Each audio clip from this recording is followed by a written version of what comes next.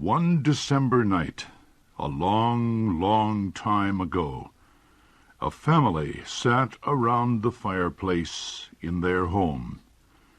A golden light from the fire filled the room. The mother and father laughed at something their oldest daughter had just said. The girl was 17, much older than her little brother and sister, who were only 5 and 6 years old. A very old woman, the family's grandmother, sat knitting in the warmest corner of the room, and a baby, the youngest child, smiled at the fire's light from its tiny bed. This family had found happiness in the worst place in all of New England. They had built their home high up in the White Mountains, where the wind blows violently all year long. The family lived in an especially cold and dangerous spot. Stones from the top of the mountain above their house would often roll down the mountainside and wake them in the middle of the night. No other family lived near them on the mountain, but this family was never lonely. They enjoyed each other's company and often had visitors. Their house was built near an important road that connected the White Mountains to the St. Lawrence River. People traveling through the mountains in wagons always stopped at the family's door for a drink of water and a friendly word. Lonely travelers crossing the mountains on foot would step into the house to share a hot meal. Sometimes the wind became so wild and cold that these strangers would spend the night with the family.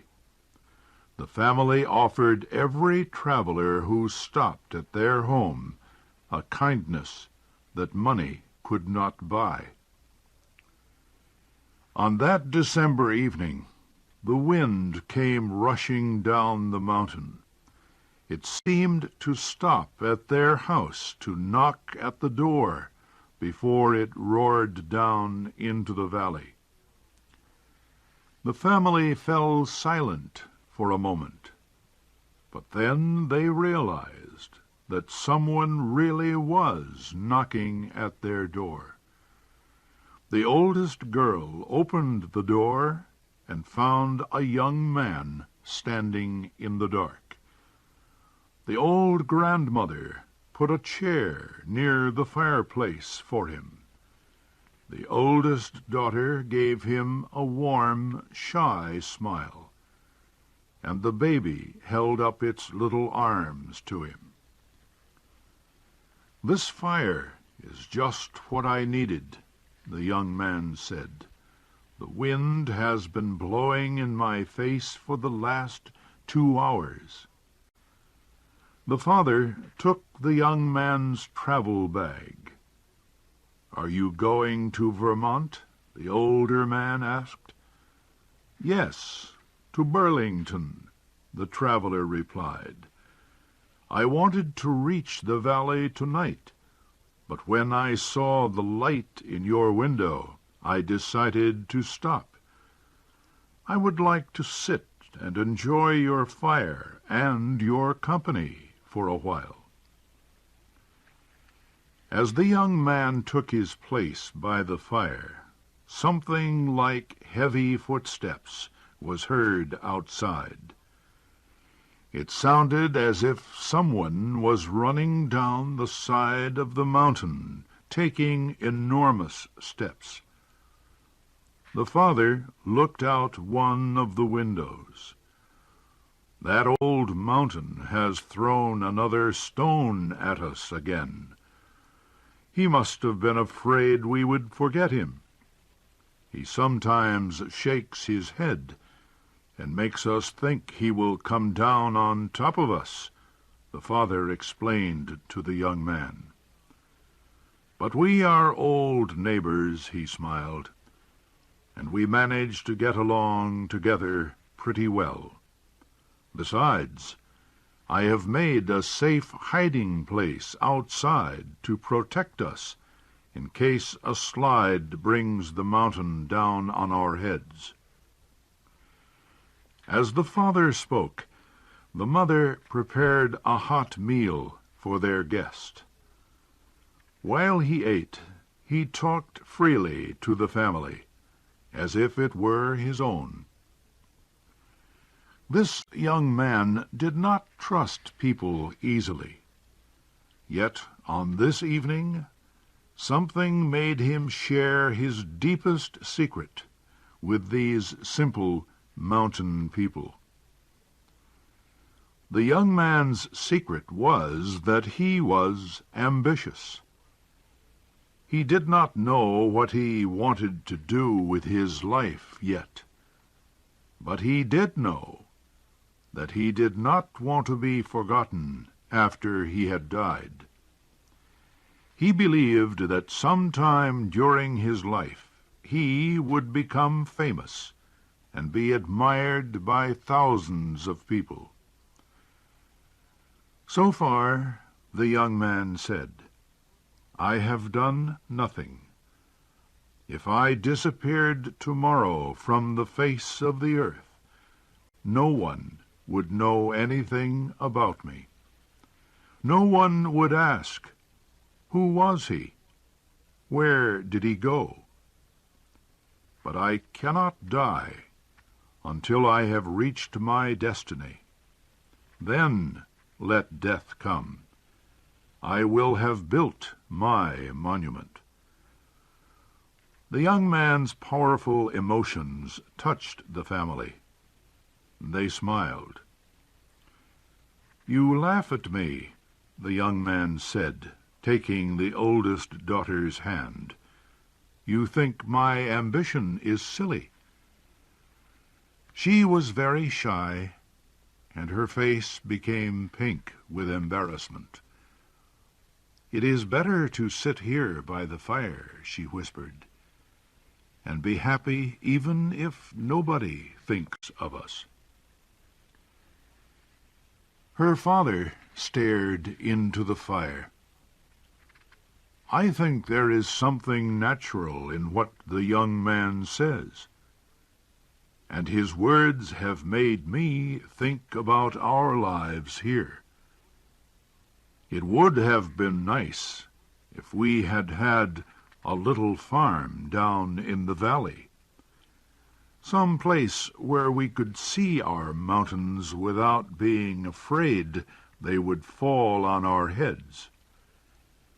I would have been respected by all our neighbors, and when I had grown old, I would die happy in my bed. You would put a stone over my grave, so everyone would know I lived an honest life." "You see," the young man cried out, "it is in our nature to want a monument. Some want only a stone on their grave. Others want to be a part of everyone's memory. But we all want to be remembered after we die." The young man threw some more wood on the fire to chase away the darkness. The firelight fell on the little group around the fireplace. The father's strong arms and the mother's gentle smile. It touched the young man's proud face and the daughter's shy one. It warmed the old grandmother, still knitting in the corner. She looked up from her knitting, and with her fingers still moving the needles, she said, Old people have their secrets, just as young people do. The old woman said she had made her funeral clothes some years earlier. They were the finest clothes she had made since her wedding dress. She said her secret was a fear that she would not be buried in her best clothes. The young man stared into the fire. Old and young, he said, we dream of graves and monuments. I wonder how sailors feel when their ship is sinking, and they know they will be buried in the wide and nameless grave that is the ocean. A sound rising like the roar of the ocean shook the house. Young and old exchanged one wild look. Then the same words burst from all their lips. The slide, the slide. They rushed away from the house, into the darkness, to the secret spot the father had built to protect them from the mountain slide. The whole side of the mountain came rushing toward the house like a waterfall of destruction. But just before it reached the little house, the wave of earth divided in two and went around the family's home. Everyone and everything in the path of the terrible slide was destroyed, except the little house. The next morning, smoke was seen coming from the chimney of the house on the mountain. Inside, the fire was still burning. The chairs were still drawn up in a half-circle around the fireplace. It looked as if the family had just gone out for a walk. Some people thought that a stranger had been with the family on that terrible night, but no one ever discovered who the stranger was. His name and way of life remain a mystery. His body was never found.